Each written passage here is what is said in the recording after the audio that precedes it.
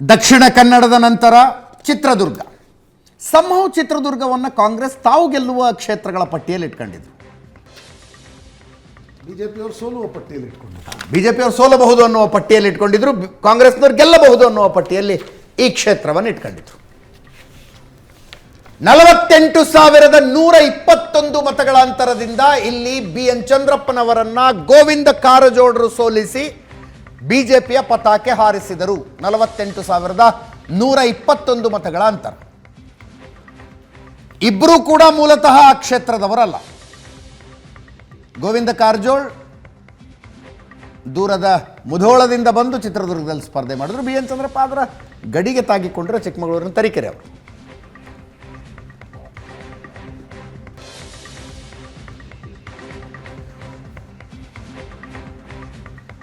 ಒಂದು ಸಣ್ಣ ಬ್ರೇಕಿಂಗ್ ಬರ್ತಾ ಇದೆ. ವಿಪಕ್ಷ ನಾಯಕನ ಆಯ್ಕೆಯನ್ನ ಇವತ್ತು ಕಾಂಗ್ರೆಸ್ ಸಂಸದೀಯ ಪಕ್ಷ ಮಾಡಿಲ್ಲ.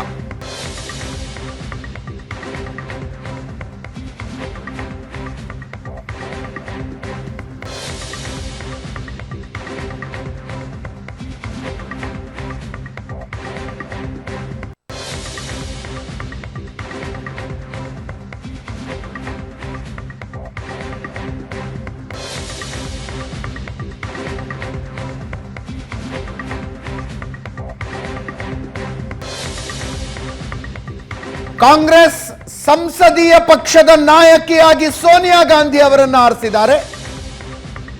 ಲೋಕಸಭೆ ವಿಪಕ್ಷ ನಾಯಕರ ಆಯ್ಕೆ ಆಗಿಲ್ಲ.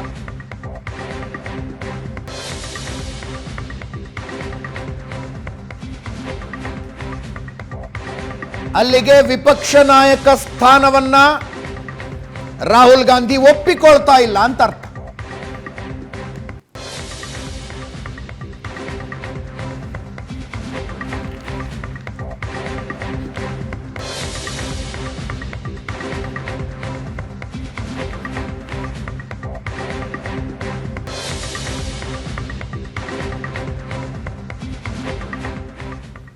ರಾಹುಲ್ ಗಾಂಧಿ ಒಪ್ಪದಿದ್ರೆ KC ವೇಣುಗೋಪಾಲ್ ಅಥವಾ ಶಶಿ ಥರೂರ್ ವಿಪಕ್ಷ ನಾಯಕರಾಗ್ತಾರ ಅನ್ನೋದನ್ನು ನೋಡಬೇಕು.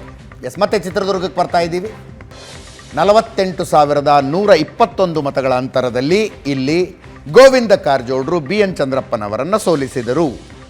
ಕಳೆದ ಸಲ 80,178 ಮತಗಳ ಅಂತರದಿಂದ A ನಾರಾಯಣಸ್ವಾಮಿ ಇಲ್ಲಿ ಬಿಜೆಪಿಯಿಂದ ಗೆದ್ದು ಕೇಂದ್ರ ಸಚಿವರು ಆಗಿದ್ದರು. ಇದೇ BN ಚಂದ್ರಪ್ಪನವರ ವಿರುದ್ಧ. 8 ವಿಧಾನಸಭಾ ಕ್ಷೇತ್ರ, 8ರ ಪೈಕಿ 1 ಕ್ಷೇತ್ರದಲ್ಲಿ ಮಾತ್ರ ಇಲ್ಲಿ ಬಿಜೆಪಿಯ ಶಾಸಕರು.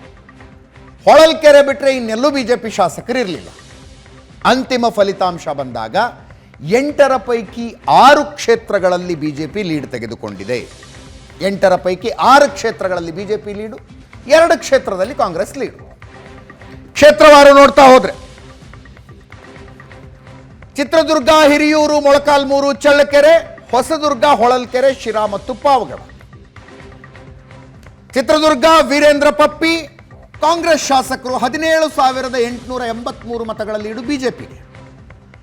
ಹಿರಿಯೂರು D ಸುಧಾಕರ್ ಕಾಂಗ್ರೆಸ್ ಶಾಸಕರು 6,197 ಮತಗಳ ಲೀಡು ಬಿಜೆಪಿಗೆ. ಮೊಳಕಾಲ್ಮೂರು ಗೋಪಾಲಕೃಷ್ಣ ಕಾಂಗ್ರೆಸ್ ಶಾಸಕರು, ಇಲ್ಲಿ ಕಾಂಗ್ರೆಸ್ಸಿಗೆ ಲೀಡು 26,125. ಚಳ್ಳಕೆರೆ T ರಘುಮೂರ್ತಿ ಕಾಂಗ್ರೆಸ್ ಶಾಸಕರು, ಕಾಂಗ್ರೆಸ್ಸಿಗೆ ಲೀಡು 3,525 ಚಳ್ಳಕೆರೆಯಲ್ಲಿ.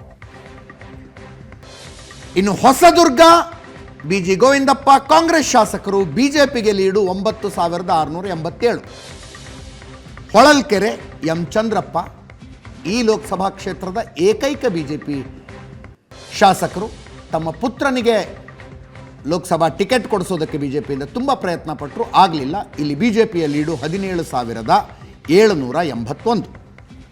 ಶಿರಾ TB ಜಯಚಂದ್ರ ಕಾಂಗ್ರೆಸ್ ಶಾಸಕರು, ಬಿಜೆಪಿಗೆ ಲೀಡು 12,494. ಪಾವಗಡ HV ವೆಂಕಟೇಶ್ ಕಾಂಗ್ರೆಸ್ ಶಾಸಕರು, ಇವರ ಕ್ಷೇತ್ರದಲ್ಲಿ ಬಿಜೆಪಿಗೆ 12,673 lead. Prashant Ajit, JDS has made difference ಅಂತ ಅನಿಸುತ್ತೆ. ಎಸ್, ಶಿರಾ ಮತ್ತು ಪಾವಗಡ ಈ 2 ಕ್ಷೇತ್ರಗಳು JDS ಒಕ್ಕಲಿಗ ಬಾಹುಳ್ಯ ಕ್ಷೇತ್ರಗಳು ಕೂಡ ಹೌದು. ಶಿರಾದಲ್ಲಿ ನಿಮಗೆ TB ಜಯಚಂದ್ರ ಶಾಸಕರಾಗಿದ್ದಾರೆ. ಕುಂಚಟಿಗ ಒಕ್ಕಲಿಗರು ದೊಡ್ಡ ಪ್ರಮಾಣದಲ್ಲಿರ್ತಕ್ಕಂಥ ಒಂದು ಕ್ಷೇತ್ರ. ಪಾವಗಡ ಬಾರ್ಡರ್ನ ಒಂದು ಕ್ಷೇತ್ರ, ಅಲ್ಲೂ ಕೂಡ ಬಿ ಜೆ ಪಿಗೆ ಲಾಭವಾದಂತಿದೆ. 2 ಕ್ಷೇತ್ರಗಳ ಜೊತೆಗೆ ಬಿ ಜೆ ಪಿಯ ನಿರೀಕ್ಷೆ ಇತ್ತು ಹೊಳಲ್ಕೆರೆಯಲ್ಲಿ ಲೀಡ್ ಬರುತ್ತಾ ಇಲ್ವಾ ಅಂತಕ್ಕಂಥದ್ದು. ಕೆಲವೊಬ್ರು ಹೇಳ್ತಾರೆ ಚಂದ್ರಪ್ಪ ಗೋವಿಂದ ಕಾರಜೋಳ ಪರವಾಗಿ ಕೆಲಸ ಮಾಡಿಲ್ಲ ಅಂತ, ಆದರೆ ಇನ್ನೂ ಕೆಲವರು ಹೇಳ್ತಾರೆ ಇಲ್ಲ ಕೆಲಸ ಮಾಡಿದ್ದಾರೆ, ಎಷ್ಟು ಮಾಡಬೇಕಿತ್ತು ಅಷ್ಟು ಮಾಡಿಲ್ಲ ಅಂತ. ಬಟ್ ಒಂದು ಲೀಡ್ ಬಂದಿದೆ. ಹೌದು. ಚಿತ್ರದುರ್ಗ ಅರ್ಬನ್ ಕಾನ್ಸ್ಟಿಟ್ಯೂನ್ಸಿ ವೀರೇಂದ್ರ ಪಪ್ಪಿ ಭಾಳ ಪ್ರಯತ್ನ ಮಾಡಿದ್ದಾರೆ, ಆದರೆ ಕಾಂಗ್ರೆಸ್ಸಿಗೆ ಲೀಡ್ ಕೊಡಿಸ್ಲಿಕ್ಕೆ ಅಂತ. ಆದರೆ ಬಿ ಜೆ ಪಿಗೆ ಅಲ್ಲಿ ಸಹಜವಾಗಿ ಅರ್ಬನ್ ಕಾನ್ಸ್ಟಿಟ್ಯೂನ್ಸಿ ಕಾರಣದಿಂದ ನಗರ ಪ್ರದೇಶದಲ್ಲಿ ಮೋದಿ ಫ್ಯಾಕ್ಟರ್ ವರ್ಕ್ ಆಗಿ ಲೀಡ್ ಬಂದಿದೆ. ಮೊಳಕಾಲ್ಮೂರು ಕಾಂಗ್ರೆಸ್ NY ಗೋಪಾಲಕೃಷ್ಣ ಲೀಡ್ ಕೊಡಿಸಿದ್ದಾರೆ. ಚಳ್ಳಕೆರೆ ರಘುಮೂರ್ತಿ ಕಾಂಗ್ರೆಸ್ಸಿಗೆ ಲೀಡನ್ನು ಕೊಡಿಸಿದ್ದಾರೆ. ಹಿರಿಯೂರು ಡಿ ಸುಧಾಕರ್ರನ್ನು ಮಂತ್ರಿ ಮಾಡಿದಾಗಲೇ ನೀವು ಲೀಡ್ ಕೊಡಬೇಕು, ಚಿತ್ರದುರ್ಗ ಗೆಲ್ಲಿಸ್ಕೊಳ್ಬೇಕು ಅಂತಕ್ಕಂಥದ್ದನ್ನು ಹೇಳಲಾಗಿತ್ತು. ಅಲ್ಲಿ ಸಿಕ್ಕಿಲ್ಲ. ಇನ್ನೊಂದು ಹೊಳಲ್ಕೆರೆಯಲ್ಲಿ ಆಂಜನೇಯ ಪ್ರಿಯಾಂಕಾ ಗಾಂಧಿಯವರನ್ನು ಕರೆದು ಭಾಳ ದೊಡ್ಡ ಕಾರ್ಯಕ್ರಮವನ್ನೆಲ್ಲ ನಡೆಸಿದರು. ಆದರೆ ಚಂದ್ರಪ್ಪಗೆ ಲೀಡ್ ಕೊಡಿಸ್ಲಿಕ್ಕೆ ಹೊಳಲ್ಕೆರೆಯಲ್ಲಿ ಆಂಜನೇಯಗೆ ಸಾಧ್ಯ ಆಗಿಲ್ಲ. ಚಂದ್ರಪ್ಪ ಕಾರಜೋಳರ ಆಪ್ತ ಅನೇಕರು ಹೇಳಿದ್ದೇ ಚಂದ್ರಪ್ಪ ಭಾಳ ಕೆಲಸ ಮಾಡಿಲ್ಲ ಅಂತ. ಬಟ್ ಹೊಳಲ್ಕೆರೆಯಲ್ಲಿ ಬಿ ಜೆ ಪಿಗೆ ಲೀಡ್ ದೊರೆತಿದೆ. ಆಂಜನೇಯ ಮಾಡಿದ್ರ ವಿ ಡೋಂಟ್ ನೋ. ಆದರೆ ಗೋವಿಂದ ಕಾರಜೋಳರಿಗೆ ಒಂದು ಲಕ್ ಇದೆ ಅಂತ ಅನಿಸುತ್ತೆ.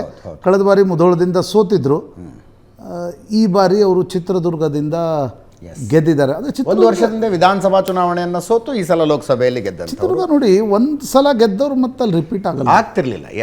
ಅಲ್ಲ, ಅಂದರೆ ಪಾರ್ಟಿ ಈಗ ರಿಪೀಟ್ ಆಗಿದೆ, ಬಟ್ ಆ್ಯಕ್ಚುಲಿ ಪಾರ್ಟಿನೂ ರಿಪೀಟ್ ಆಗ್ತಿರ್ಲಿಲ್ಲ. ಈಗ ನನಗೆ ನೆನಪಿರೋ ಪ್ರಕಾರ ಜನಾರ್ದನ್ ಸ್ವಾಮಿ ನಂತರ ಚಂದ್ರಪ್ಪ ನಂತರ ನಾರಾಯಣ ಸ್ವಾಮಿ ನಂತರ ಈ ಗೋವಿಂದ ಕಾರಜೋಳ ಬಂದಿದ್ದಾರೆ. ವ್ಯಕ್ತಿಗಳು ಅಲ್ಲಿ ಒಬ್ಬರಿದ್ದವ್ರು 4 ಬಾರಿ 5 ಬಾರಿ ಹಿಂಗೆ ರಿಪೀಟ್ ಆದ ಅದೇ ಕ್ಯಾಂಡಿಡೇಟಿಗೆ ಟಿಕೆಟ್ ಕೊಟ್ಟರೆ ಗೆಲ್ಲೋ ಪಾಸಿಬಿಲಿಟಿ ಕಡಿಮೆ. ಅದರ ಜೊತೆಗೆ ಗೋವಿಂದ ಕಾರಜೋಳರು ಹೊರಗಡೆಯಿಂದ ಬಂದು ಅಂದರೆ ದಲಿತ ಎಡಗೈ ಮತಗಳು ದೊಡ್ಡ ಪ್ರಮಾಣದಲ್ಲಿವೆ. ಆದರೆ ಅದು ಚಂದ್ರಪ್ಪ ಕೂಡ ಅಷ್ಟೇ ದೊಡ್ಡ ಪ್ರಮಾಣದಲ್ಲಿ ಆ ಮತಗಳನ್ನು ಸೆಳೆದಿರ್ತಾರೆ. ಹೀಗಾಗಿ ಬೇರೆಯವರ ಮತಗಳನ್ನು, ಬೇರೆ ಸಮುದಾಯದ ಮತಗಳನ್ನು ಮತ್ತು ಯಡಿಯೂರಪ್ಪನವರ ಕಾರಣದಿಂದ ಲಿಂಗಾಯತ ಕ್ರೋಢೀಕರಣ ಕೂಡ ಚಿತ್ರದುರ್ಗದಲ್ಲಿ ರಿಸರ್ವ್ಡ್ ಕಾನ್ಸ್ಟಿಟ್ಯೂನ್ಸಿಗಳಲ್ಲಿ ಅದರ್ ಕಾಸ್ಟ್ನವ್ರು ಎಷ್ಟು ಚೆನ್ನಾಗಿ ಒಂದಾಗ್ತಾರೆ ಅನ್ನೋದು ಮ್ಯಾಟರ್ ಆಗುತ್ತೆ. ಅದು ಬಹಳ ಮುಖ್ಯವಾಗಿರ್ತಕ್ಕಂಥ ಸಂಗತಿ. ಬಟ್ ನನಗನ್ಸುತ್ತೆ ವಾಟ್ ಡಿಫ್ರೆನ್ಸ್ ವಿನ್ನಿಂಗ್ ಮಾರ್ಜಿನ್ ನೋಡಿ, ನೀವು ವಿನ್ನಿಂಗ್ ಮಾರ್ಜಿನನ್ನು ನೋಡಿದಾಗ ಶಿರಾ ಮತ್ತು ಪಾವಗಡ ಹ್ಯಾಡ್ ಮೇಡ್ ಡಿಫ್ರೆನ್ಸ್. ಯಾಕಂದರೆ ಅವರಿಬ್ಬರೇ ಸೇರಿ 24-25 ಸಾವಿರ ಲೀಡ್ ಕೊಟ್ಟಿದ್ದಾರೆ. ಅಲ್ಲಿ ಲೀಡ್ ಕಡಿಮೆ ಆಗಿತ್ತು ಅಂದರೆ ಚಂದ್ರಪ್ಪ ಗೆಲ್ತಿದ್ರು, ಗೋವಿಂದ ಕಾರಜೋಳ ಸೋಲ್ತಿದ್ರು. ಸೊ ಆ್ಯಕ್ಚುಲಿ ನೀವು 2 ಫ್ಯಾಕ್ಟರ್ಗಳನ್ನು ಹೇಳಿದ್ರಿ. ಇಲ್ಲಿ ಆ್ಯಕ್ಚುಲಿ 3 ಫ್ಯಾಕ್ಟರ್ಗಳಿದ್ದಾವೆ. ಒಂದು JDS ಜೊತೆಗಿನ ಮೈತ್ರಿಯಲ್ಲಿ ಬಿ ಜೆ ಪಿಯ ಪರವಾಗಿ ಕೆಲಸ ಮಾಡಿತು, ಇನ್ನೊಂದು ಲಿಂಗಾಯತ ಕನ್ಸಾಲಿಡೇಷನ್ ಕೆಲಸ ಮಾಡಿತು, ಮತ್ತೊಂದು ಸಂಪನ್ಮೂಲ. It has played a role. Definitely ಸಂಪನ್ಮೂಲ has played a role in all the constituencies.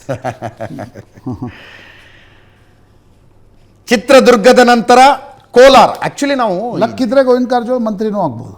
ಮಂತ್ರಿ ಆಗುವ ಸಾಧ್ಯತೆ ಕೂಡ ಇದೆ ಈ ಸಲ ಗೋವಿಂದ ಕಾರಜೋಳರಿಗೆ ಒಲಿಯತ್ತಾ, ರಮೇಶ್ ಜಿಗಜಿಣಗಿ ಅವರಿಗೆ ಮಂತ್ರಿಗಿರಿ ಒಲಿಯತ್ತಾ ಅನ್ನೋದು ಕುತೂಹಲ. ರಮೇಶ್ ಜಿಗಜಿಣಗಿ ಅವರು ಈಗಾಗಲೇ ಒಂದು ಸಲ ಮಂತ್ರಿಯಾಗಿ ಅವರನ್ನು ಸಚಿವ ಸಂಪುಟದಿಂದ ಕೈ ಬಿಡಲಾಗಿತ್ತು. ಒಂದು ಸಲ ಕೈ ಬಿಟ್ಟ ನಂತರ ನೆಕ್ಸ್ಟ್ ಲೋಕಸಭೆಯಲ್ಲಿ ಇನ್ನೊಂದು ಸಲ ತೆಗೆದುಕೊಳ್ಳುವ ಬಗ್ಗೆ ನನಗೆ ನನ್ನದೇ ಆದಂಥ ಸಂಶಯಗಳಿದ್ದಾವೆ. ಸಾಧ್ಯತೆಗಳು ಕಡಿಮೆ. ಆದರೆ ಒಂದು ದಲಿತ್ ಫೇಸ್ ಕರ್ನಾಟಕದಿಂದ ಅಂತ ಬಂದರೆ ಗೋವಿಂದ ಕಾರಜೋಳರು ಫ್ರಂಟ್ ಲೈನ್ನಲ್ಲಿ ಡೆಫಿನೆಟ್ಲಿ ಇದ್ದಾರೆ. ಜೊತೆಗೆ ಮಾಜಿ ಉಪಮುಖ್ಯಮಂತ್ರಿಗಳು.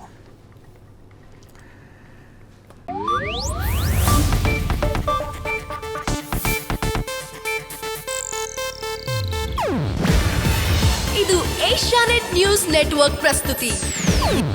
ನೀವು ನೋಡ್ತಿದ್ದೀರಾ ಏಷ್ಯಾನೆಟ್ ಸುವರ್ಣ ನ್ಯೂಸ್.